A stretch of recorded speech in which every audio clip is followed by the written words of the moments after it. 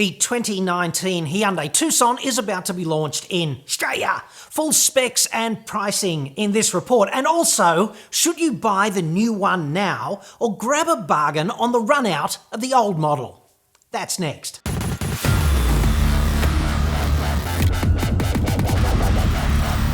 I'm John Cadogan from AutoExpert.com.au, the place where Aussie new car buyers save thousands off their next new cars. Hit me up on the website for that. A full road test will come at the end of August. I'm booked into the vehicle then. It's essentially the same SUV with different spec. 2019 Tucson is an upgrade of the existing model, not an all-new vehicle. The engines carry over, but there's a new 8-speed transmission for the diesel engine, a new poverty pack variant, yes, plus a big safety and tech upgrade across the range, and of course, new hair and makeup.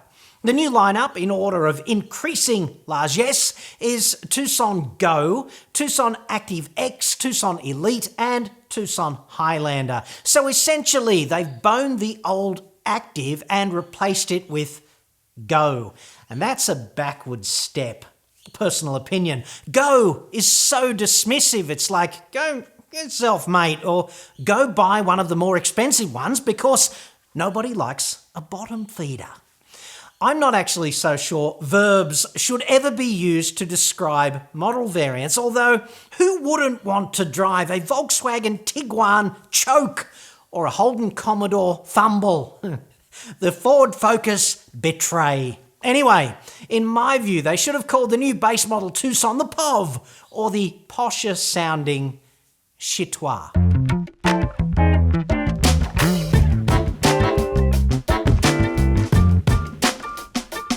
Firmly back in objective territory now, it's hard to fault them for this new safety pack that they call SmartSense because, I don't know, every good spec sheet deserves at least one made-up proper noun with 2 capital letters. Don't get me started on mangling the English language. The pack itself, though, is brilliant, and it's available on the automatic versions of the Chitious and the Active X. It's redundant on the Elite and Highlander because those features are included standard in the 2 top variants, and it can't be fitted to the manual transmissions of the Chitious or the Active X because some of those features are incompatible with a manual transmission, apparently. Speaking of those features, right, SmartSense gives you auto emergency braking, blind spot warning, rear cross traffic alert, lane keeping assistance, and the driver attention alert aimed at busting fatigue. There's some lesser stuff as well that it comes packaged up with, but they're the main features designed to save some poor bastard's neck, perhaps yours, that one fateful night. It also includes dual zone climate control air conditioning, electronic parking brake, a chilled glove box because everyone needs one of those, and drive mode selection, which is pretty cool. And they're actually pretty significant inclusions on the base model when you think about it. There's a glacé cherry on top, of course, too. With the safety pack, you also get adaptive cruise control, the radar-based cruise control that adapts automatically to congestion, which is awesome. It's $2,200 for that safety pack, and in my view, that is $2,200 very well spent. So this means all the cutting-edge safety stuff is available across the Tucson range, although in the cheap seats you will need to pay extra for it, and I don't know how many people are prepared to do that.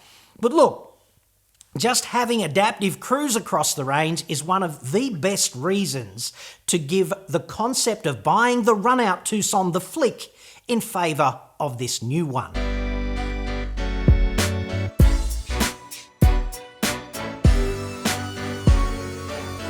There's also a new tablet-style multimedia system featuring Apple CarPlay and Android Auto as standard across the range. It's in line with the i30 Kona and the Santa Fe. And if you buy the diesel Tucson, you get that 8-speed automatic transmission, which we've seen before, which delivers improved performance, refinement, and better economy. Another good reason to bone the run-out model, in my view. Officially, the 2019 Tucson is priced from $27,990 drive away. That's the base model manual Chitious Go, tomato, whatever. That's actually just a retail special offer, though, to get you into the showroom over the first month. Tucson, Chitious Go and Active X are available with the 2-litre petrol 4 with a direct injection engine and a 6-speed manual or a 6-speed auto transmission, and that comes with front-wheel drive. It's $2,500 extra for the auto. There's also the 2-litre diesel with the new 8-speed auto and all-wheel drive. There's no manual with the diesel, right? It's $5,300 extra over the standard petrol auto for the diesel, but you're getting A, a much gruntier diesel engine, B, a new 8-speed auto, and C, all-wheel drive. So it's a bit of a hike up in price to the diesel engine, but you're getting a lot of additional engineering kit. There's no manual transmission availability at all in Elite or Highlander. Elite has 3 engines, the 2-litre petrol and the 2-litre diesel that I just mentioned, and the 1.6 turbo petrol with the 7-speed DCT, and that's also with all-wheel drive. And with Highlander, you get to choose between the 1.6 turbo and the 2-litre diesel, both with all-wheel drive. There's no front drive Atmo petrol with the Highlander.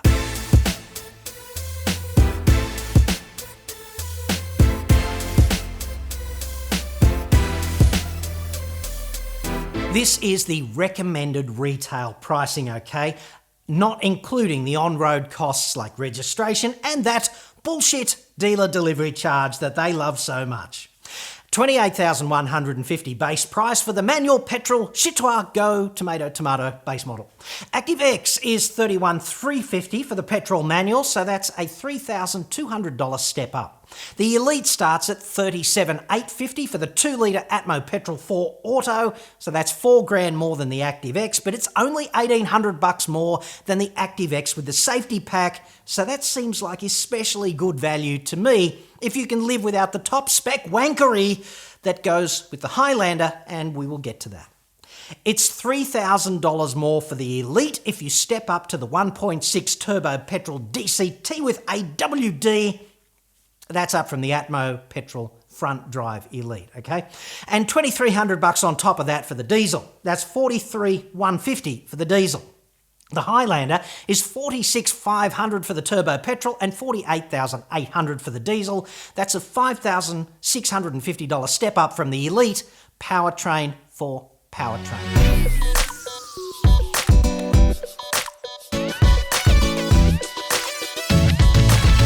Hyundai says that every 2019 Tucson features more standard equipment than its predecessor, even the Chitious, which replaced the Active. Drilling down into the standard equipment, the Tucson Go comes standard with a rear-view camera, auto headlamps, Bluetooth, power windows, 17-inch steel wheels, a full-size spare wheel and tyre. That's pretty good for driving in Australia. And it also gets auto headlamps, a 7-inch multimedia system on the floaty tablet thingy we talked about earlier with Apple CarPlay and Android Auto. So that's not exactly a family of 12 living on a roundabout in Islamabad, is it? I mean, I've seen poverty up close, and Tucson Go Chitious is not it. Tucson Active X jumps up to 17-inch alloy wheels. You get tyre pressure monitoring, rear parking sensors. There's a splash of leather. You get 18... oh, fuck, man. One step up, Tucson Active X jumps up to 17-inch alloys. You get tyre pressure monitoring, rear parking sensors. There's a splash of leather, 8-inch sat-nav, DAB+ radio, and 8-speaker Infinity audio system, heated power folding wing mirrors, and USB power for Road 2 to shut the kiddies up over those long trips. That's a fair bit of extra stuff for $3,000 extra. Tucson Elite comes with 18-inch alloys, a powered driver's seat, proximity key and push-button start, rain-sensing wipers, privacy glass, a luggage net, plus, of course, all the safety stuff you pay extra for on the Chitious and the Active X. The Elite is therefore, in my view, the real value model in the range. Tucson Highlander gets all the fruit, except auto parking. In addition to all the stuff lower down in the range, there's 19-inch alloys, LED light packages front and rear, front parking sensors, a panorama glass roof, solar glass, a power front passenger seat. Both the front seats are heated and ventilated in the Highlander. You also get a heated steering wheel, not so useful in Darwin, but quite nice in Cooma. There's an auto tailgate, a sexier instrument cluster, auto-dimming interior mirror, and the wireless phone charging pad. So that's quite a bit more polish over Elite for $5,500-ish more money. But do you really need that stuff? Really? Still, just for kicks, go out and see how much they'd charge you extra for all that crap at Land Rover or Audi. I don't know how the salesman can look you in the face when he runs that past you.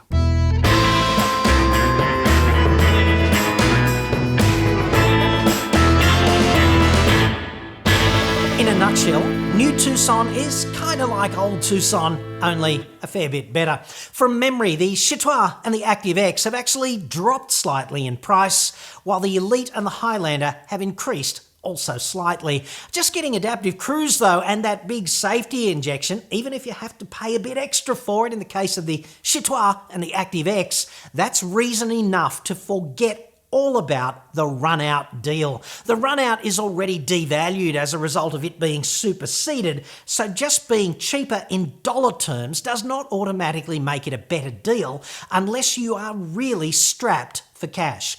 Tucson's a great medium-size SUV. I recommend them all the time, but you should also check out the Mazda CX-5 and the Kia Sportage at that same price point.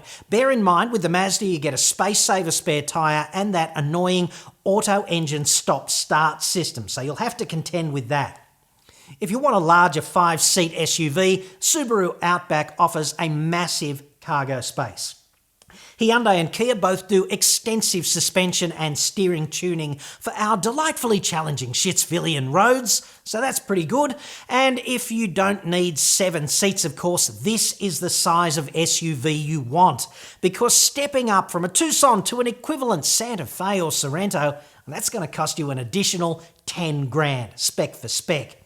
But if you're thinking about buying a Tiguan from the monkey spankers, why don't you just pay a stern German woman in a latex jumpsuit to strap you to a metal frame once a week and whip you enthusiastically for 1 hour?